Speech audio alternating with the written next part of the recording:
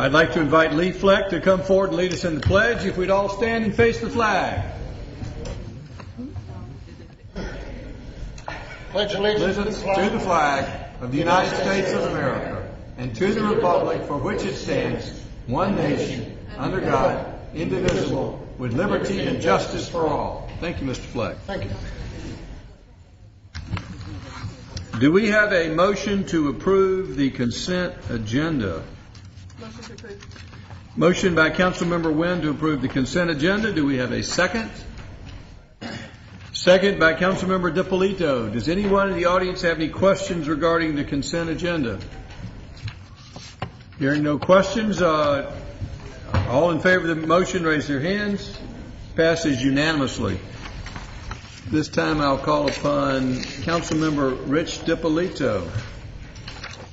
Thank you, Mr. Mayor. Over the last 45 days, I've had the privilege of being the liaison to the Transportation Department, and over that short period of time, I've really started to think that we have the best Transportation Department in the state, and I think Becky Wynn would agree with that assessment. And certainly there are some other folks that agree with that assessment as well. I'd like to call up Steve Asenbrack for recognition of the Transportation Department being selected by the Georgia Association of International Transportation Engineers as the recipient of the 2009 Agency Achievement Award. Thank you, Councilman DiPolito. Mr. Mayor, members of the City Council, it's a big honor tonight for us. We have been recognized by our peers, and that's always a sweet thing. Joining me here is Scott Muller. He is an engineer. He is the director of the Transportation Department of the URS Corporation, and he is the past president of ITE.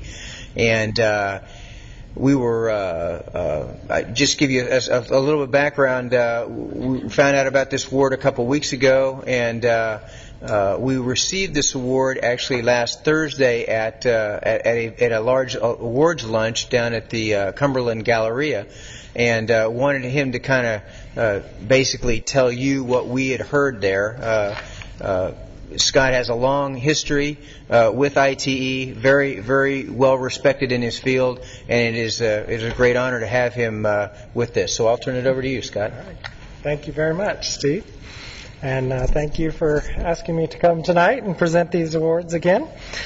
Just wanted to let you know, Georgia, it's the Georgia section. ITE is what we call it. ITE stands for the Institute of Transportation Engineers. And we are a nonprofit organization of transportation professionals. And we have approximately 400, just over 400 members in the Georgia section. And we provide educational, networking, and leadership growth opportunities to all of our members.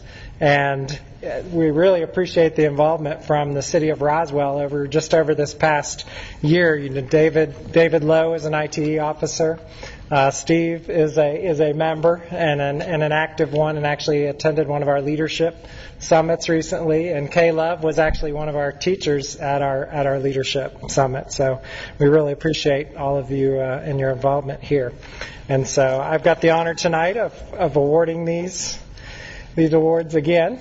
And the first one is called the Georgia Section Agency Achievement Award. And this honor is bestowed upon one governmental or quasi-governmental agency in the state of Georgia that has distinguished itself through its initiatives related to improvements in the field of transportation. And this year the award goes to the Roswell City and to the Department of Transportation. Let's have a hand for Department of Transportation. Congratulations. Would you like to hear? There's about 2 paragraphs here of what the awards. We want to hear it all. Okay. Well, this is what the awards committee wrote about the Roswell Department of Transportation. The city of Roswell has been at the forefront of applying ITS, access management, innovative intersection design, and multimodal enhancements. They have maximized mobility to their citizens in a constrained infrastructure environment and brought value to the citizens of Roswell and North Fulton. Roswell DOT has demonstrated a cooperative spirit in the manner in which it has worked with other transportation agencies in the North Metro area. In the past year, the Roswell DOT has been very busy. In addition to several other planning and construction efforts, the staff has opened 3 newly rehabilitated bridges and has engaged in active planning for 2 major initiatives: a new corridor, the Big Creek Bridge Road, to bring connectivity across Georgia 400, and they are pursuing the removal of the State Route 9 reversible lanes. They're also working on a multi-jurisdictional ITS project on State Route 9 that will add adaptive traffic signal control to their toolbox, and they have future plans to expand their ITS system. So in spite of these time-consuming initiatives, Roswell DOT has continued its very active participation in ITE, actively engaging in training and leadership development activities that contribute to the excellence in transportation profession as a whole. Congratulations again. Mr. Eisenbach, is there anybody you want to thank for this award?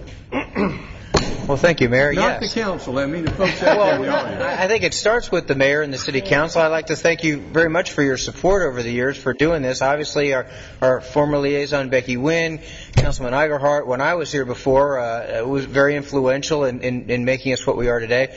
We've got a fantastic staff, the fellow department heads, the citizens. I could just go on and on, but it's been You're a forgetting team 2 effort. very important people here. Oh, my wife and my daughter who are in the back? Bring them Yes. forward, All right. introduce them. You've got to become a better politician now that you're I'm surprised I couldn't get more people here, but I got 2 that I knew I could depend on. Bring them forward to introduce them. We have to embarrass everybody who All comes right. to Roswell City Equal Council. opportunity embarrassment.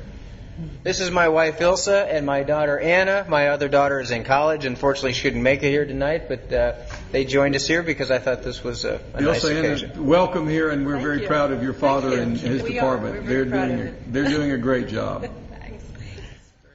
So what we need to do, Mayor, is I think Scott needs to present the mayor and the city council with Well, this let's have a award. whole council come down to get our photograph Great. with Ilsa and Anna.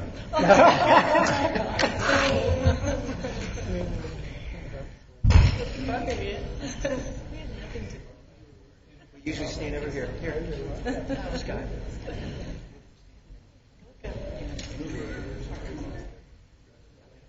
Ilsa and Anna, I'm serious. I know you didn't come dressed with it. That's all right. Oh, no, she was fine.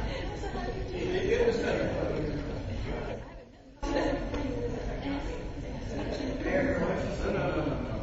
Ilsa and Anna, come on, get in the center. Back up. Come on.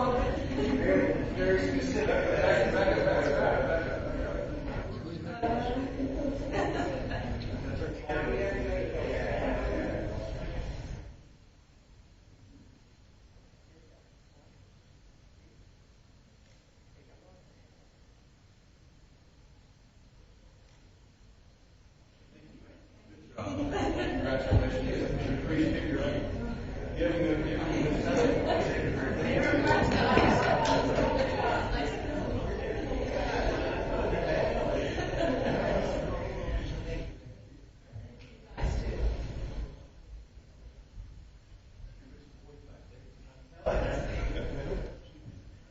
So do you want to do these other ones? Okay. Mayor, if you'll indulge us, we actually have 2 more awards. I If know we you could do that I real just quick. wanted to All get that right. one out of the way. Scott, I'll turn it back over to you. Okay. All right. The next award is called it's an award of special recognition. As president of ITE last year, I have the opportunity to give out this special recognition award if I feel that there is somebody that is worthy.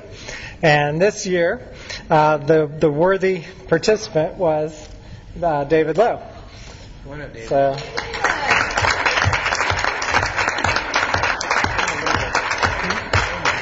Is this Mr. Roundabout who's coming up? That would be it. Congratulations, David. And the reason that I selected David for this award is he was vice president last year. And as vice president, you're responsible for organizing all the speakers for our monthly meetings. And in addition to this, David he'd wanted us to start a leadership training program at some point, and he had heard from our bigger organization that sits above us is the Southern District, and he had heard them talking about a leadership program for a number of years. And he approached them with, could the Georgia section be the first ones to implement this program? And they agreed to it. And then he talked them into giving us $2,000 to help fund the program, and he brought it to fruition. So from beginning to the program actually happening, and then you guys really stepped up and helped with the program. Steve was a participant and a very active one, and like I mentioned before, Kay was one of our teachers at this leadership summit that David planned all by himself. Let's have a hand for David Lowe. Congratulations, David. Thank you, David. Okay. We have one more, and this year the other new program that we started with Georgia ITE was we started a mentoring program. And for the mentoring program, we had the program was made up of 6 mentors and 6 proteges, and this was our inaugural program this year. We had 18 proteges that submitted applications to be a part of the program, and we selected 6. And Mr. Andrew Antweiler was one of the participants. He was one of our selected proteges. And at our last meeting last Thursday, we had a graduation ceremony for all of the proteges. And Andrew was very fortunate. He had a mentor that was me. I think I learned more from him than he did from me, actually. He's a very sharp individual, and I enjoyed getting to know him, and we're still staying in touch. But Andrew, this is your plaque for doing the program and graduating. Congratulations. Appreciate it.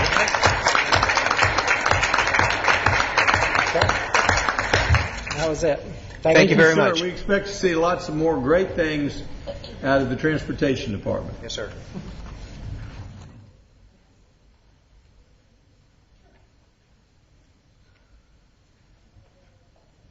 This time we'll call upon our city attorney for his report.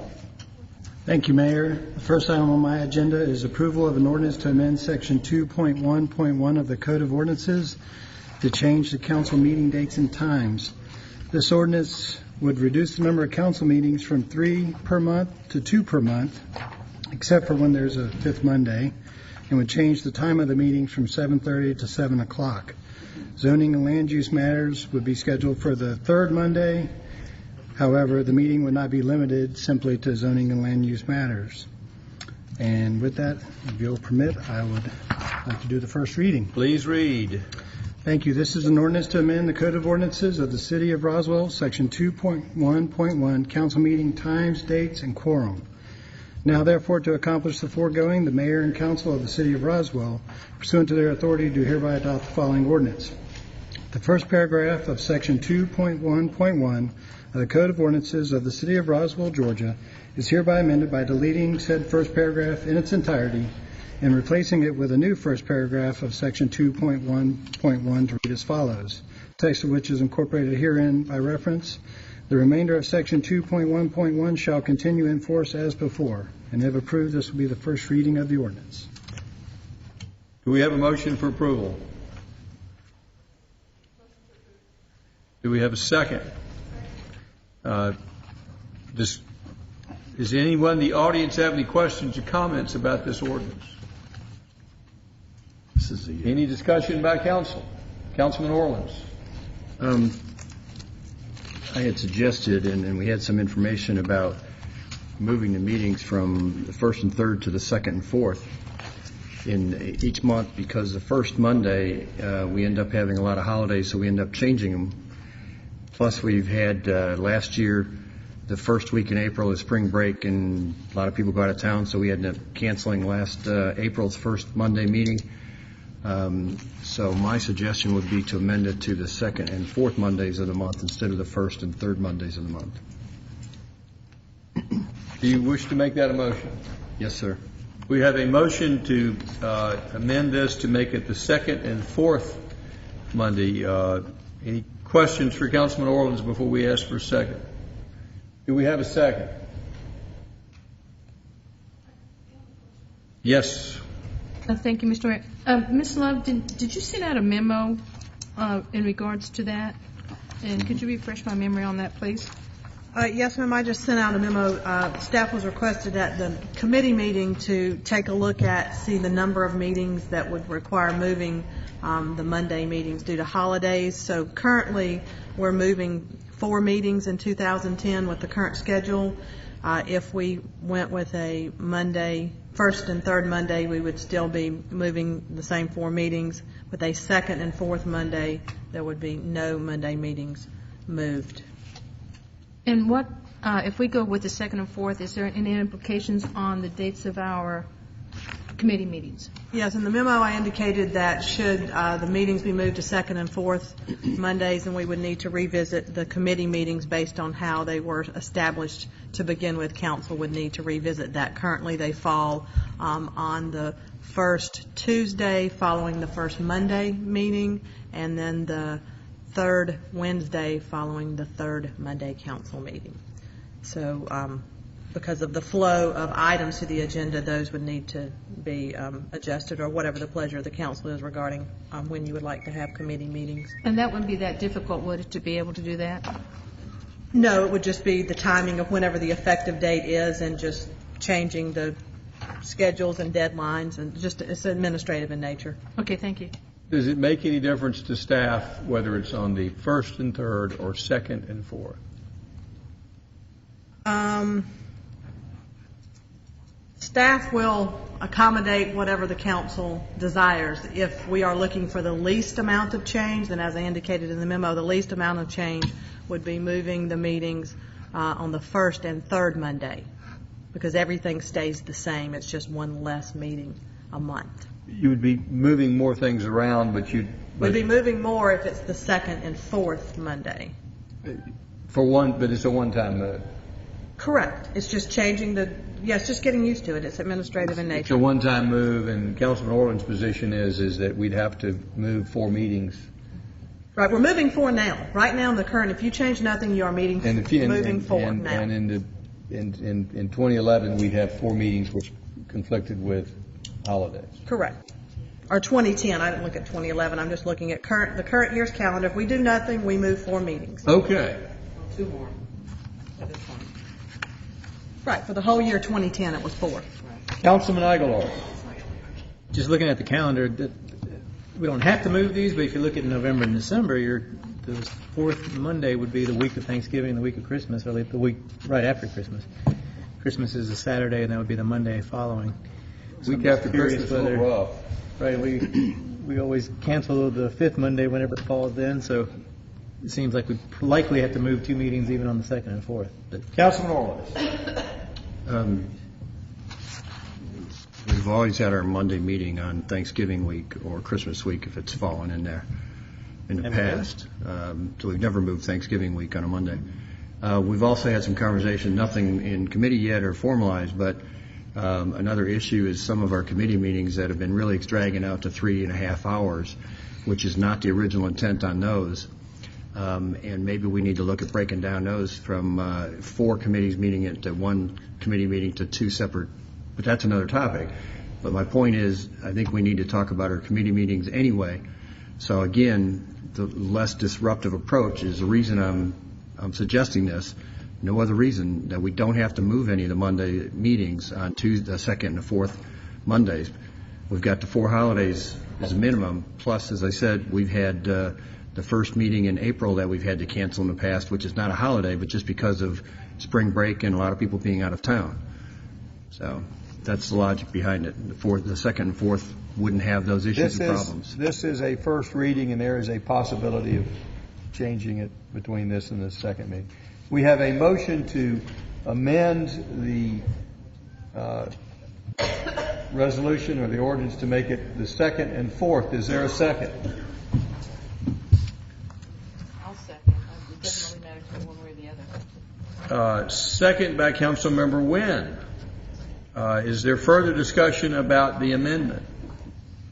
All in favor of the amendment to move to the second and fourth? We have Councilmember Diamond, Councilmember Wynn, and Councilmember Orleans all opposed. Councilmember Eichelhart, Councilmember DiPolito, and Councilmember Price. How many meetings You know, the tough issues come to me. The really tough issues come to me. I am going to abstain. No, I don't want to abstain. We need to get past the first reading. I am going to vote against the amendment because I don't want to have a fourth Monday meeting after Christmas. And if y'all can work around that problem, you might change my mind, but I don't want to have a meeting between Christmas and New Year's or right around Christmas, and that's what's turning. That's why I'm voting the way I am. Motion fails 3-4. All in favor of and again, I'm open, and I'm sure the rest of the council is open to further discussion. We've got a second reading. All in favor of the motion without the amendment, that is the motion to change it to the first and third meeting. All raise their hands. Councilmember Price, Eichelhart, Wynn, DiPolito, and Diamond, all opposed. Councilman Orland, are you abstaining on this tough question? It's 5. It passes 5 to with an abstention. And that will move forward for a second reading, and I suggest the council consider these dates further and look at conflicts in the future. Point of information. Next item, Mr. City Attorney. Yes. Just a question. Was it determined which of the two meetings would be the zoning meeting? The third. That's in the ordinance. And would it start with that or end with that? Well, it would be the meeting which I don't think the ordinance. Does the ordinance say? No, it just says that the zoning and land use matters would be heard on the third, but it doesn't say the order. The mayor sets the order of the agenda usually. It would be my normal practice to. It will depend upon the issues. I always try to put public hearings before matters in which there's a little interest in, so it could be a possible mix and match. But I will tell you, for zoning issues, when there's a public hearing, those will be after the good news portion, typically. But I really try to focus on accommodating the majority of the people in the room, and I hope we'll try to again put most of the issues on the first Monday meeting, and then keep the third Monday open for zoning primarily. And would zoning matters be prohibited at the other meeting? Because of advertising requirements, we try to stick to a regimen so that everybody knows there's a planning commission meeting, and that's why they need consistency in the zoning meeting, so they can have consistency in the advertising and know when the hearings are and when the dates are. So it will be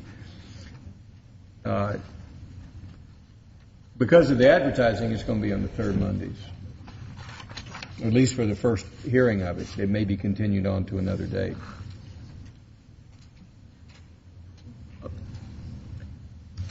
Okay, so my question was, could the first Monday include zoning issues? It could. It could. Thank you. But it typically will not because of the advertising requirements. I apologize for such a lengthy answer. Other questions or comments before we move to the next item? If you'll call the next item, Mr. Davidson. Thank you. The next item is the approval of an ordinance limiting the number of terms a person can serve on the Recreation Commission. On February 1st, 2010, Mayor and Council passed an ordinance limiting the number of terms for the Board of Zoning Appeals, Design Review Board, Historic Preservation Commission, Planning Commission, and the Construction Board of Adjustment and Appeals. This ordinance would limit the number of terms a person can also serve on the Recreation Commission, which was a different section of the code. And with your approval, I would like to have the first reading. Please read the ordinance.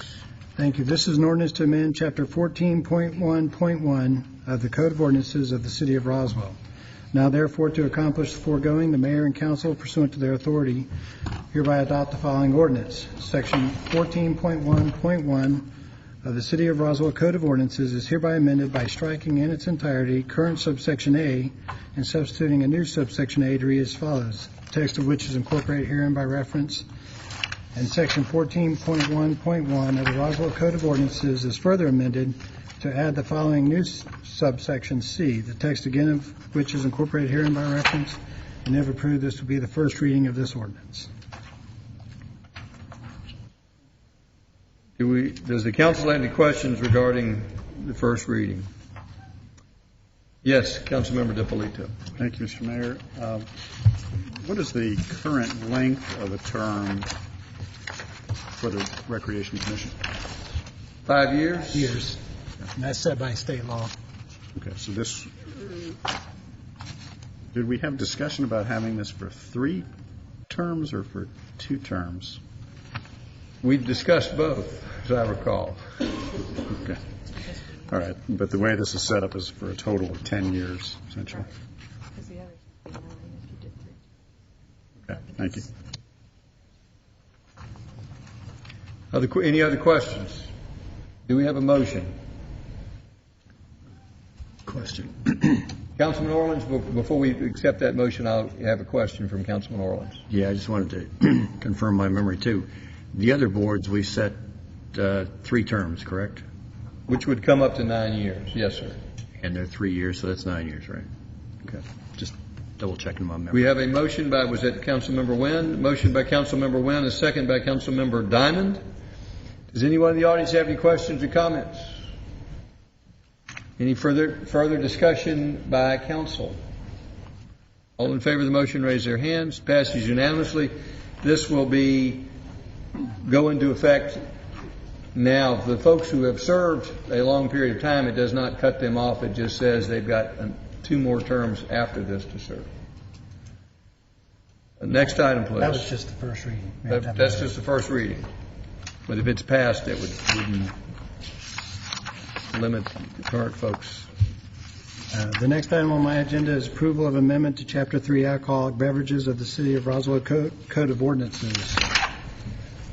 Changes to this ordinance would include the distance from churches, schools, etc. for consumption on the premises, age requirements for servers, that's due to a Supreme Court decision, and fingerprinting and background check requirements, which is to conform to what is actually happening now. And with your approval, I would like to have the first reading of this ordinance. Please read the ordinance. Thank you. This is an ordinance to amend Chapter 3, Alcohol Beverages of the Code of Ordinances of the City of Roswell. Now, therefore, the Mayor and Council of the City of Roswell, pursuant to their authority, do hereby adopt the following ordinance. Chapter 3, Alcoholic Beverages of the Code of Ordinances of the City of Roswell is amended by deleting Chapter 3, Section 3.4.2, distance from churches, schools, etc., in its entirety, and substituting a new Section 3.4.2 to read as shown in Exhibit A, attached hereto and incorporated herein by reference. Chapter 3 is further amended by deleting Section 3.6.1 age requirements, subsection C, in its entirety, and substituting therefore a new subsection C to read as shown in Exhibit B, attached hereto and incorporated herein by reference.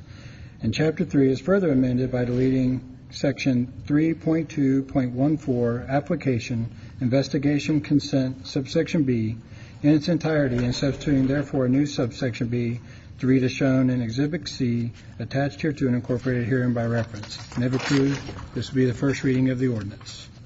On these distances, how is this changing what our law currently reads? Currently, we do a straight line distance from the front door to the other property line. And this only affects consumption on the premises, restaurants.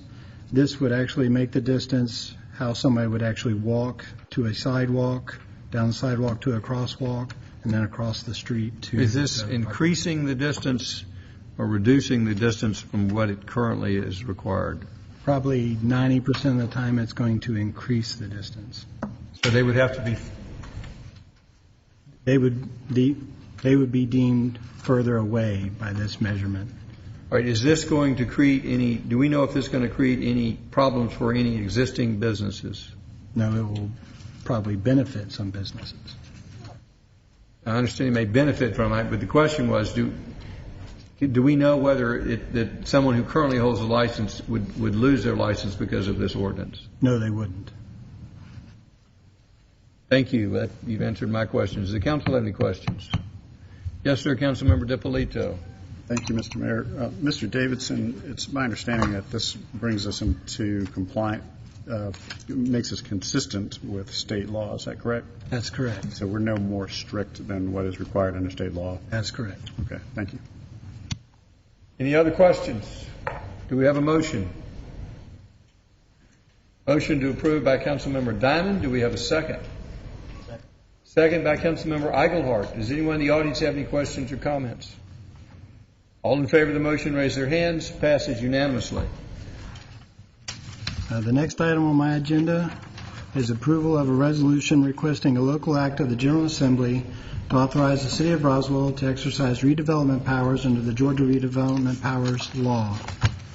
Basically, this is the same resolution that we've requested the state legislature to change our charter with for the past couple of years.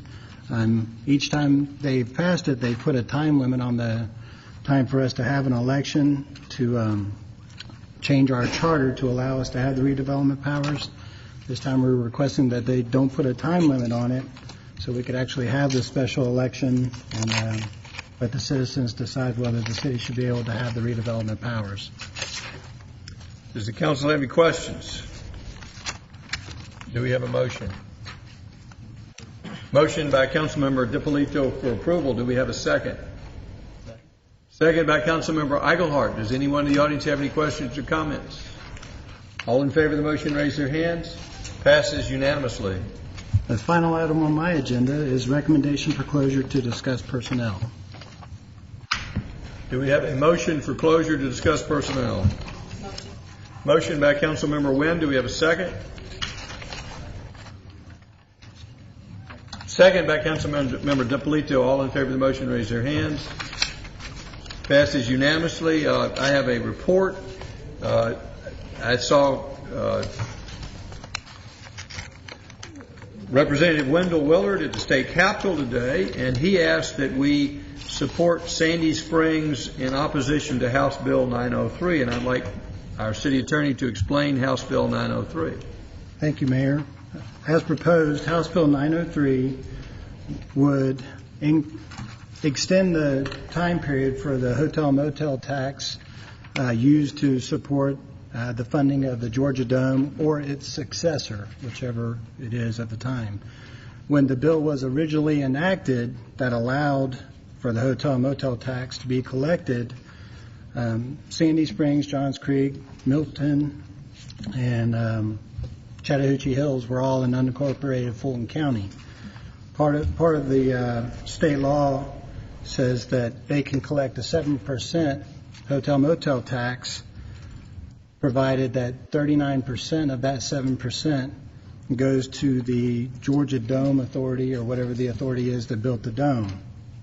When the new cities were created, they are still subject to that hotel motel tax, and they have to send 39% or 38% to that authority because the Georgia Dome Authority issued bonds.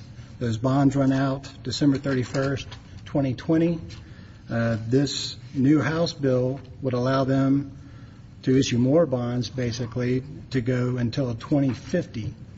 And therefore, Sandy Springs, Johns Creek, Milton, and Chattahoochee Hills would still be forced to send their hotel motel tax down to the Georgia Dome Authority.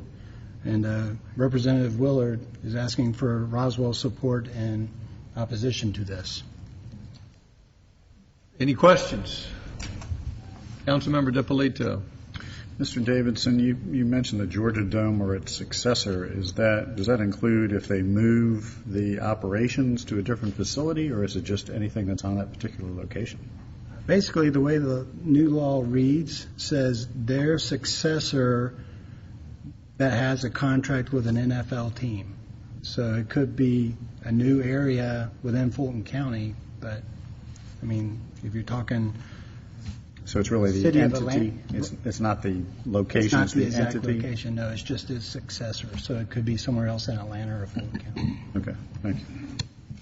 I would encourage the council to support Sandy Springs and Johns Creek. They're good friends, and Milton too. They're good friends of ours, and I'm sure they would be supporting us if we were in the similar situation. Councilman Orleans. I understand supporting them and agree with trying to do that in any way, shape, or form, but we also don't have the information, by the motel tax being there and being able to have the development for sports and other activities, that does help the overall metropolitan area. It helps bring in more sales taxes for everybody. So I'm just saying that we don't have the facts on with and without this. I understand supporting our sister cities, but I also like to have some knowledge about what I'm backing or not backing. Do you have any questions that we could try to answer for you? Sure. What's the pros and cons of whether this is instituted or not instituted? Well, basically, From a right financial standpoint, from how it affects the dome, how it affects the sales taxes of what the dome brings in. If there's no ability for them to get bonds, then is it going to deteriorate and go away? I mean, all these things from a long-term standpoint. What's the good, bad, and the indifferent about it? Here would be my... I mean, we're just talking about a little 39% of hotel-motel tax. What's the big picture? Here would be my response, is that if there's a Georgia Dome proposed, say, in North Fulton County, which would benefit Milton, Johns Creek, and Sandy Springs, I think there could be additional legislation at that time to support that project. But to tie Johns Creek and Sandy Springs and Milton almost in perpetuity, I mean, way beyond my lifetime, to continue to pay for a project which I wouldn't support Roswell supporting. I sympathize with them, I support them, and I agree with their position. So I think there are a lot of unanswered questions about what could happen in 2050, but I think those should be addressed with legislation when those questions come up. Sandy Springs and Johns Creek and Milton are going to be supporting this for another 10 years. The bonds are going to be paid off, and I don't think they should be obligated in perpetuity to support an Atlanta facility, particularly if we become a new county. So, Mr. Davison, this is just to finish up. Currently, it's going to go until 2020. That's correct. This is only to extend it to 2050. Correct. And this was originally only applying to Fulton County? City of Atlanta. Well, the cities kind of make the choice. They can collect more. Like we collect 6% for our hotel-motel tax. They collect 7% on their hotel-motel tax. But 38 or 39% has to go to that authority to pay for the dome or its successor. 39% of that extra 1%? No, 39% of the 7%. Of the whole 7%? Okay, and that was just in Fulton County? Or was it metropolitan area? Or? Well, it's City of Atlanta and unincorporated Fulton County both adopted that. Okay. When the new cities came on board, they were subject to Fulton County's. Right, but I mean, there's no one outside of Fulton County that is supporting this, strictly in Fulton County? Correct. Okay. To my knowledge. Councilmember Wynn. Thank you, Mr. Mayor. I just want a clarification on this.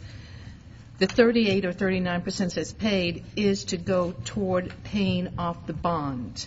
Am I correct? According to Representative Willard, yes. So it's not for maintenance, operations, anything like that. It is strictly to pay off the bonds, and the bonds will be paid off in 2020. Yes, they are required to have a contract with the Dome Authority, and the Dome Authority issues bonds based on the hotel-motel tax coming in. So when they're stuck paying for those bonds. Exactly. I mean, like if we become a new county, then we still have the Grady and we still have the MARTA, because we're still obligated. So what I'm saying is Sandy Springs, Johns Creek, and Milton, this going for the 20 years, because it started, they have 10 more years to pay on this. It was strictly to pay their share of the bonds that were issued for the Georgia Dome. This is not for daily use or daily maintenance or operations. This is to pay off the bonds for the Georgia Dome. I don't know if it's solely to pay off the bonds, but that money was pledged to pay for the bonds. There might be extra money. But that's the reason they had to do it, is because there was bonds in place and they were an unincorporated when those bonds were passed. Correct. Okay, thank you. Other questions? Yes, sir, Mr. DiPolito. Thank you, Mr. Mayor. I just want to clarify that The cities, when they were incorporated, understood that they were to pay this tax through 2020, but there was no obligation beyond 2020. That's my understanding. So this is just arbitrarily the state imposing an additional tax on these cities. That's the opinion of the cities. That's what it appears to me as well. Thank you. Other questions? Do we have a motion? Motion to approve by Councilmember DiPolito, second by Councilmember Wynn. Does anyone in the audience have any questions or comments? Any further discussion by council? All in favor of the motion, raise their hands. Passes unanimously. Thank you, gentlemen. We're adjourned. We have closure. I want to get home and watch the half pipe, so let's move it. Snowboarding half pipe. The Olympics. See if we didn't